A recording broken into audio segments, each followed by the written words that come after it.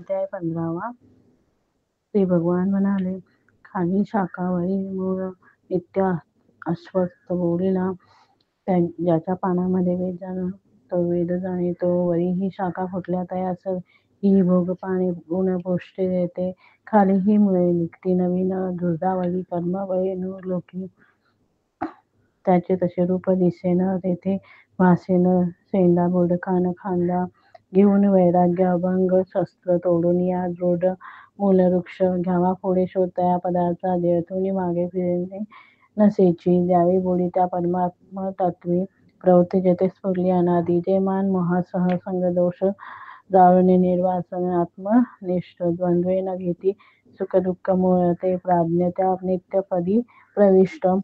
न त्यास उदयी सूर्य कायसे अग्नी चंद्र हे जेथे गेला न परते माझे अंतिम धामते माझाची अंश संसारी झाला जीव सनातन पंच इंद्रिय मन युक्त प्रकृतीने खेचितो पुष्पाधिकातून वारागंध खेचून घेत असे तशी घेऊन ही सर्व देही सोडी धरी प्रभू सोत जीवा त्वचा चक्षुघ्राण आणि ते मन या सर्वांचा अधिष्ठोनी ते विषय सेवितो सोडितो धरितो देह भोगितो गुणयुक्त हा परी न पाहती मूळ ज्ञानी डोळ्यास पाहती योगी यत्न बळी ध्यास पाहती हृदयी स्थित चित्तहीन अशुद्धात्मे प्रयत्नहीन पाहती सूर्यात जळते ते जे विश्व उजळीत असे तसे चंद्रात अग्नी जाण माझेची तेज जळते आकर्षण बळे भूते दरा रूपे धरित असे वनस्पतीत मी सोम पोषितो भरिला रसे मी वैश्वान रूपाने प्राणी देहात राहुनी अन्ने ती पचवी चारी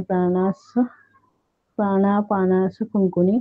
सर्वांतरी मी करीतो निवास देत स्मृती ज्ञान विवेक सर्वा समग्र वेदासही मी चिरे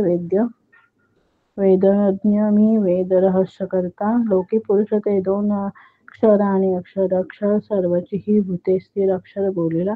म्हणती परमात्मा तो तीज पुरुष उत्तम विश्वपोषक विश्वात्मा जो विश्वेश्वर अव्यय मिक्षरा अक्षराहुनी वेगा आणि उत्तम वेद लोक म्हणे माते म्हणून पुरुषोत्तम मोह सारुनी जो दूर जाणे मी पुरुषोत्तम सर्वज्ञ तो सर्व भावे सर्वरूपी भजे मज अत्यंत गूढ हे शास्त्र निर्मळा तुझ बोलिलो हे जाणे तो बुद्धिवंत होईल कृत्याची